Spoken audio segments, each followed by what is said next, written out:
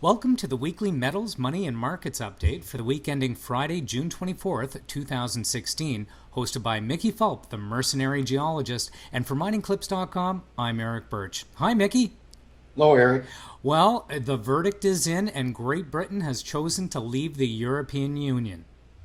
Well, when you break it down, England chose to leave the European Union, England and Wales, but this referendum was beaten badly in both Scotland and Northern Ireland. Now, the overall is yes, Great Britain is leaving the European Union, but let's make sure this was a rural English vote. And if you looked at it, London voted overwhelmingly to remain, as did Scotland and Northern Ireland. That said, markets hate surprises, and this was very much baked in by the markets that this referendum was going to be defeated. And so it was a great surprise, and it brought in all the risk-off traders last night in North American time and all the way through today, fleeing to supposed safe havens. The main one, which is gold. Gold was up 1.5%. It gained $40 actually from the announcement of, or let's say yesterday's close in New York to today's close in New York, and it was up $60 at one point. Closed at 13.17, up 1.5%. Silver was up 1.6%, 17.72. Copper was up a nickel to 2.11. Platinum, palladium, both up over the week.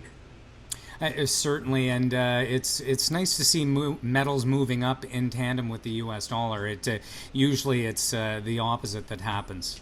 Well, that's simply a risk-off trade, and I don't know if it will continue. You're absolutely correct about the dollar going up and gold going up. Pretty rare occurrence, but we have seen that in periods of 2 to 6 weeks over the last 20 or 30 years, 3 or 4 times. So it wouldn't surprise me if that would happen again. But let's remember that the risk-off trades are usually short-term.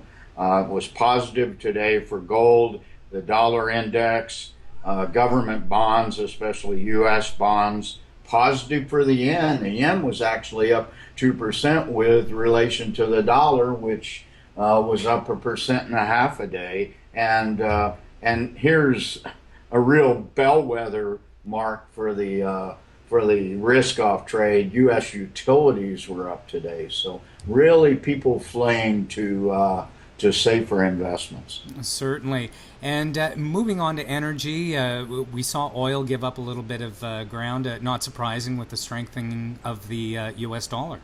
Well, I think that was directly related to Brexit too. If you looked, I mean, oil was only down 1% over the week, closed at 47.60. But all of that yesterday at market close, it was over $50. So it gave up $2.50. It gave up 5% because of this referendum.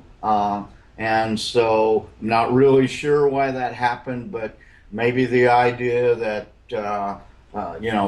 this is an anti-globalization sort of vote, and that certainly is a viable premise. Right. And in currencies, we usually discuss the U.S. dollar, which, not surprisingly, rose on today's Brexit news, but and sending the euro and Canadian dollar down. But the big story is the British pound, which recorded reportedly its biggest one-day drop in history against the greenback and ended at its lowest level since 1985. Well, that's entirely true. It was down more than 7% in the last 24 hours. And not sure if it's the biggest drop. But if not, it's close. If you remember in 1992, when George Soros broke the Bank of England, there was a one-day fall that approached that 7% range. Right. While the loonie was off another percent over the week, and actually that happened overnight too. So you guys are still tied to the Queen in one way, shape, or form, I suppose. Certainly, and I did hear some reports today in the news that on oil's decline today, that also helped push the loonie down a little bit more Oh, than normal. absolutely. I was being facetious. That's probably the real reason was the drop in oil. Right. And moving on to markets, global markets plunged today over the reaction to Brexit vote. But I think it's important to note that over the past couple of weeks, North American markets have really rallied on the belief that it would remain. And what we're seeing here is essentially an unwinding of those positions. Absolutely. The Dow was over 1,800 yesterday, so it lost about 600 points today, closed at 17,400 for a loss of 1.6% over the week, but 3% over the day. S&P 500 finished at 2048. Similar declines in all U.S. markets, 3 to 4%.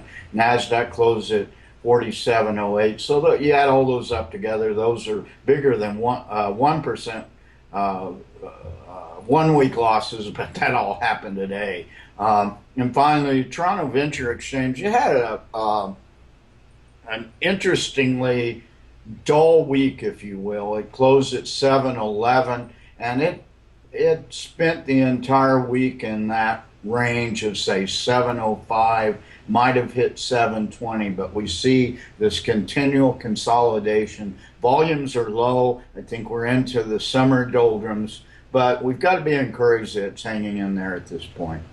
Certainly. Well, thanks for your analysis again this week, Mickey, and we'll see how oversold the markets were today when we check in again next Friday.